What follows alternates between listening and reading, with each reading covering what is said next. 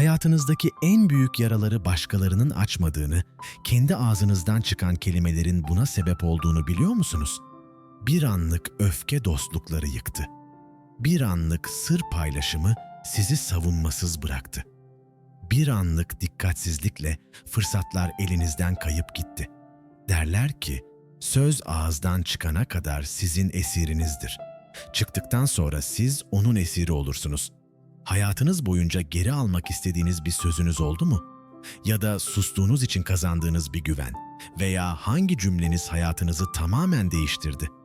Bugün suskunluğun nasıl en büyük gücünüz olabileceğini birlikte keşfedeceğiz. Hazırsanız başlayalım. Bölüm 1. Kendinize verdiğiniz sözler hayatınızı şekillendirir. Hayatta verdiğimiz en önemli sözler başkalarına değil, kendimize verdiğimiz sözlerdir. Başkasına verdiğiniz sözü tutmazsanız itibarınız zedelenir. Ama kendinize verdiğiniz sözü bozarsanız karakteriniz zedelenir. Ve karakteriniz zedelendiğinde hayatın her alanı bundan etkilenir.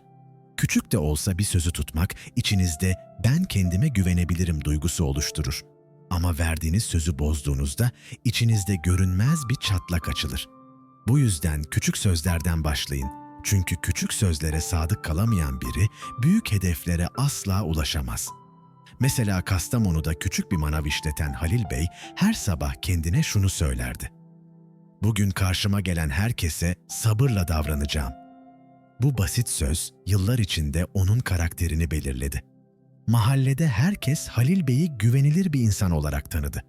Tokat'ta öğretmenlik yapan Esra Hanımsa her akşam kendine şu sözü veriyordu. Yarın öğrencilerimi mutlaka dinleyeceğim. Zor günlerinde bile bu sözü tutmaya gayret etti. Ve yıllar sonra öğrencileri onu sadece bilgisinden değil, karakterinden ötürü de saygıyla anmaya devam etti. Gerçek şu ki, kendinize verdiğiniz sözler hayatınızın görünmez direkleridir. Onlara sadık kaldıkça güveniniz artar, yolunuz sağlamlaşır. Bölüm 2. Dedikodu sessiz bir zehirdir. Dedikodu, fark etmeden içimizi zehirleyen sessiz bir alışkanlıktır. Başkalarının kusurlarını konuşmak ilk anda masum bir sohbet gibi görünür. Hatta insanı gruba ait hissettirir. Ama gerçekte dedikodu önce karşıdakinin itibarını, sonra da bizim karakterimizi tüketir. Çünkü kulak verildiğinde tatlı gelen bu zehir yutulduğunda ruhu karartır. Her dedikodu aslında kendi eksiklerimizi gizlemek için kullandığımız kısa bir yoldur. Başkasının düşüşünden söz ettikçe kendi çabalarımızı ertelemeye bahane buluruz. Dedikodu güveni yok eder. İşte bu yüzden ilişkileri içten içe çürüten bir hastalıktır. Mesela Kütahya'da emekli olan İsmail Bey, mahalle kahvehanesinde her gün aynı sohbetlere denk gelirdi. Kim ne almış, kimin geliniyle sorunu var, kim borca batmış. Yıllar geçtikçe bu sohbetlerin kimseye fayda getirmediğini gördü. Susmayı seçti ve zamanla herkes ona güven duymaya başladı. Benzer şekilde Amasya'da sağlık memuru olarak çalışan Nurten Hanım, iş arkadaşlarının sürekli birbirinin arkasından konuştuğunu fark etti. O, dedikoduya katılmak yerine konuyu değiştirirdi. Bir süre sonra hem yöneticilerin hem de arkadaşlarının gözünde güvenilir bir insan olarak tanındı. Aslında dedikodu kısa vadede eğlenceli görünse de uzun vadede yalnızlık getirir. Gerçek saygı, başkalarının eksiklerini değil, erdemlerini konuşanlarda yeşerir. Siz de hiç dedikodudan uzak durarak kazandığınız bir güveni hatırlıyor musunuz? Bu konu hakkında siz ne düşünüyorsunuz? Bölüm 3. Sözleriniz. Başkalarına size nasıl davranacaklarını öğretir. Kullandığınız her kelime, çevrenizdeki insanlara sessiz birer talimat verir. Bana böyle davran. Eğer kendinizden bahsederken sürekli şikayet eden, yetersiz hisseden bir dil kullanırsanız, insanlar da sizi öyle görür. Tam tersine, sakin ve kararlı bir dil seçerseniz, çevreniz size güven duyar ve saygı gösterir. Asıl mesele rol yapmak değildir.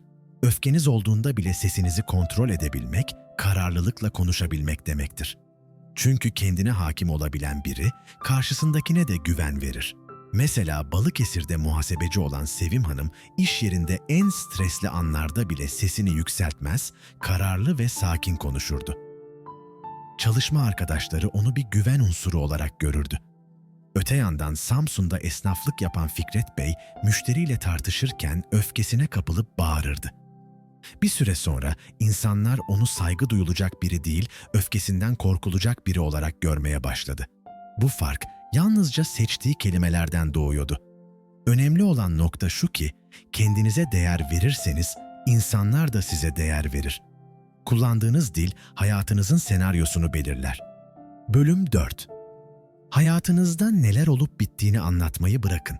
Sürekli yaşadıklarınızı, dertlerinizi ve sıkıntılarınızı dile getirmek ilk başta sizi rahatlatıyor gibi görünebilir. Ama aynı hikayeleri defalarca anlattığınızda farkında olmadan acılarınızı kimliğinizin merkezine yerleştirirsiniz. Zamanla geçmişiniz sizi tanımlar hale gelir ve önünüzdeki yeni yolları görmek zorlaşır. Gerçek mesele yaşadıklarınızı inkar etmek değildir. Mesele aynı acıları sürekli dile getirip kendinize yeni yaralar açmamaktır. Çünkü her anlattığınızda o hikaye zihninizde derinleşir ve kimliğinizin bir parçası olur. Mesela Yozgat'ta yaşayan Mehmet Bey, iş yerinde başına gelen sıkıntıları her gün anlatıyordu. Bir süre sonra kimse onu dinlemek istemedi. Çünkü sohbetleri hep aynı şikayetlerden ibaretti. Bu durum onu yalnızlaştırdı ve çevresi her geçen gün azaldı. Ama Edirne'de çalışan Ayla Hanım sorunlarını dile getirmek yerine hayallerinden ve hedeflerinden bahsetmeye başladı. Çevresi ondan ilham aldı. Ona yeni fırsatlar sundu. Çünkü enerji değiştiğinde bakışlar da değişir. Siz de çevrenizde sürekli dert anlatan insanlarla karşılaşıyor musunuz? Yorumlarda bizimle paylaşın. Bölüm 5. Hikayenizi yeniden yazın.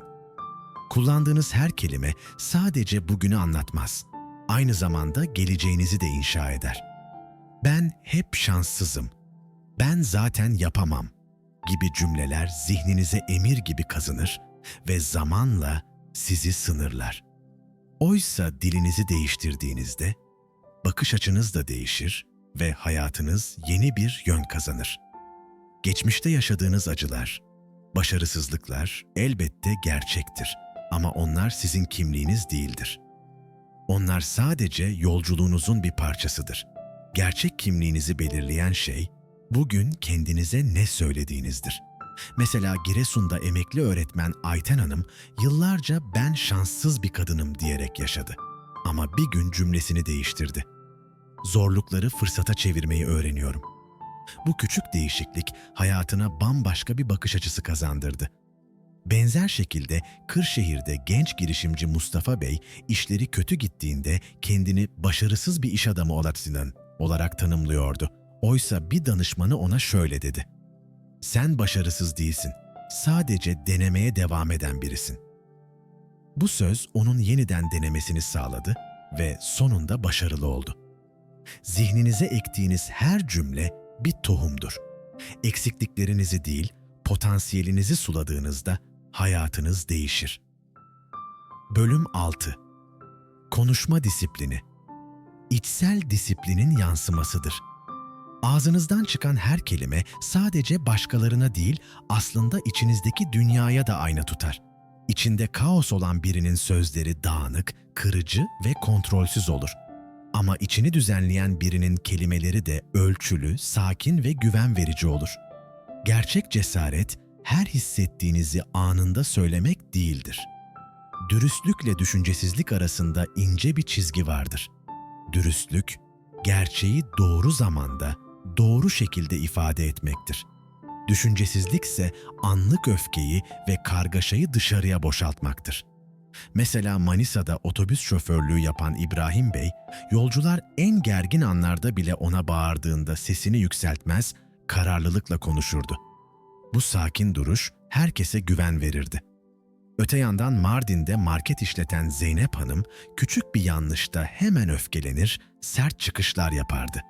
Kısa süre sonra çalışanları da, müşterileri de ondan uzak durmaya başladı. Asıl gerçek şudur ki, konuşma biçiminiz, içsel gücünüzün en net göstergesidir. Dilinize hakim olmak, aslında kendinize hakim olmaktır. Sizce en çok hangi durumda dilinizi kontrol etmekte zorlanıyorsunuz? Siz ne düşünüyorsunuz? Bölüm 7. Sessizlik, stres ve anksiyete için güçlü bir araçtır. Stres ve kaygı anlarında çoğu insan daha çok konuşur, daha çok açıklama yapar. Hatta kafasını sürekli meşgul eder. Oysa bazen en çok ihtiyaç duyduğumuz şey hiçbir şey yapmamak ve sadece sessiz kalmaktır. Sessizlik duyguları bastırmak için değil, onları gerçekten duyabilmek için gereklidir. Zihin karmaşa içindeyken doğru bir çözüm bulmak zordur. Ama kısa bir duraklama, derin bir nefes ve sessizlik zihnin fırtınalı yüzeyini sakinleştirir. Böylece hangi düşüncenin önemli, hangisinin sadece paniğin ürünü olduğunu ayırt edebilirsiniz. Mesela Trabzon'da inşaat mühendisi Nihat Bey en kritik proje teslimlerinde önce birkaç saniye gözlerini kapatır, derin bir nefes alırdı. Bu küçük alışkanlık ona berraklık kazandırır ve doğru karar vermesini sağlardı. Benzer şekilde Antalya'da hemşirelik yapan Hatice Hanım, acil servisin en yoğun anlarında bile sessizliğin gücünü kullanırdı. Önce sakinleşir, sonra hareket ederdi. Bu duruş çevresine de güven aşılıyordu. Bunu hatırlamak gerekir ki sessizlik korkulacak bir boşluk değil, iyileştirici bir alandır. En büyük güç kaosun ortasında bile içsel sessizliği koruyabilmektir. Bölüm 8. En derin korkularınızı paylaşmayın. Peki en derin korkularınızı herkes bilseydi, siz kendinizi güvende hisseder miydiniz? Hayatınızdaki en derin korkular aslında henüz iyileşmemiş yaralar gibidir. Tıpkı açık bir yara gibi yanlış ellerde daha da kötüleşebilirler. Siz daha kendi içinizde kabullenmemişken bu kırılgan tarafları başkalarıyla paylaştığınızda kendinizi savunmasız bırakırsınız. Çoğu insan korkularını paylaşarak anlaşılmak ister. Oysa herkes sizin duygularınızı taşıyacak olgunlukta olmayabilir. Kimi zaman söyledikleriniz hafife alınır, kimi zaman da farkında olmadan daha da canınızı acıtırlar.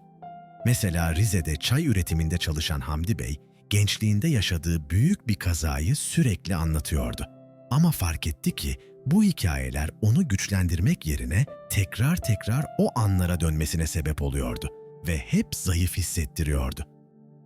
Benzer şekilde Kocaeli'de fabrikada çalışan Derya Hanım, ailevi sıkıntılarını iş arkadaşlarıyla paylaştı.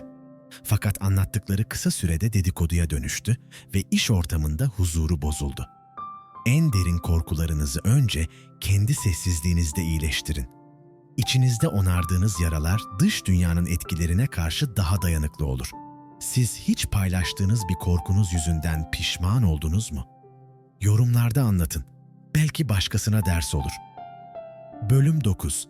İyi bir dinleyici olmak gerçek varlık göstergesidir. Bugün herkes konuşmak, kendini anlatmak, öne çıkmak istiyor.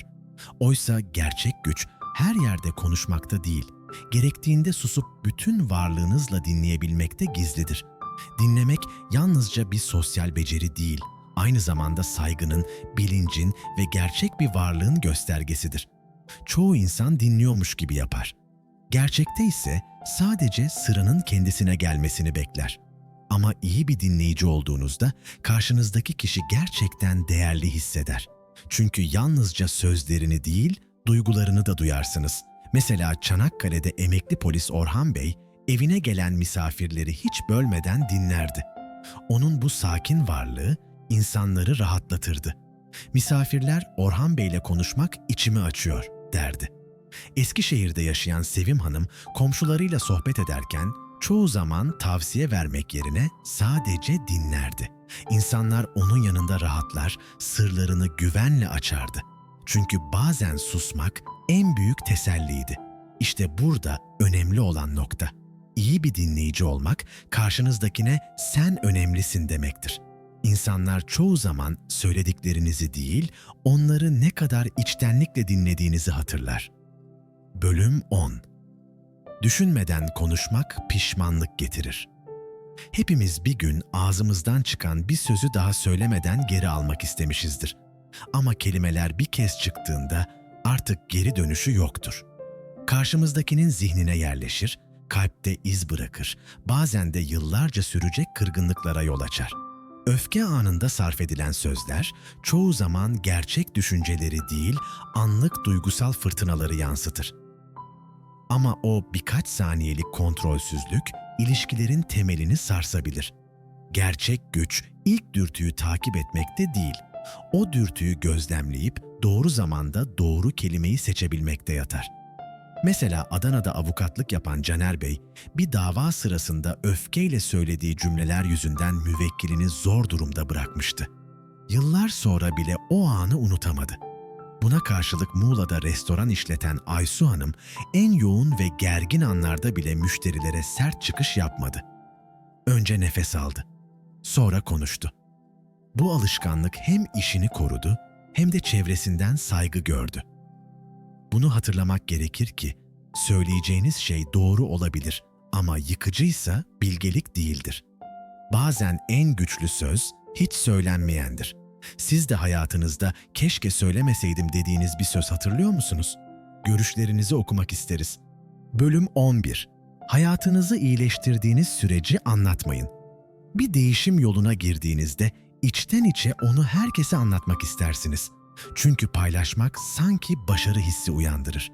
Oysa gerçek şu ki değişimin ilk adımları çok kırılgandır. Henüz kök salmamış bir niyeti fazla söz, en küçük eleştiri ya da fazla övgü bile savurabilir. Mesela İzmit'te fabrika işçisi Ayla Hanım hayatına yeni bir düzen katmaya başladığında bunu kimseye söylemedi. Sessizce kitap okudu, kurslara gitti. Kendini geliştirdi. 6 ay sonra terfi aldığında çevresi hayretle fark etti. Buna karşılık Trabzon'da üniversite öğrencisi Murat Bey spor programını, yeni alışkanlıklarını sürekli paylaştı. İlk başta alkış aldı, sonra beklentiler arttı. Baskı yüzünden motivasyonu düştü ve yarıda bırakmasına sebep oldu. Bilgelik şurada gizli. Gerçek değişim konuşarak değil, yaşanarak güçlenir. Adımlarınızı sessizce atın. Başarı zaten kendini ilan edecektir. Hayat bazen fırtınalı bir deniz gibi üzerimize gelir. Ama güçlü bir gemiyi ayakta tutan şey, direklerindeki gürültü değil, görünmez derinliklerdeki sağlam omurgasıdır. Siz de kelimelerinizle sürekli enerji tüketmek yerine, sessizliğinizle karakterinizi güçlendirin. Çünkü gerçek güç bağırmakta değil, içsel sessizliği korumaktadır. Bunu aklınızdan çıkarmayın. Ağzınızdan çıkan her kelime ya sizi özgürleştirir ya da kendi zincirlerinizin ustası yapar. Bu yüzden konuşmadan önce durun, nefes alın, düşünün ve kendinize sorun. Bu söz köprü mü kuracak yoksa duvar mı örecek? Hayatınızı değiştirecek olan şey başkalarının söyledikleri değil, sizin söylemekten vazgeçtiklerinizdir. Bu video size faydalı olduysa beğenmeyi, kanala abone olmayı unutmayın. Yorumlarda ise hangi bölümün sizin için en önemli ders olduğunu paylaşın. Çünkü her paylaşılan tecrübe bu yolculukta bir başka insana yol gösterebilir.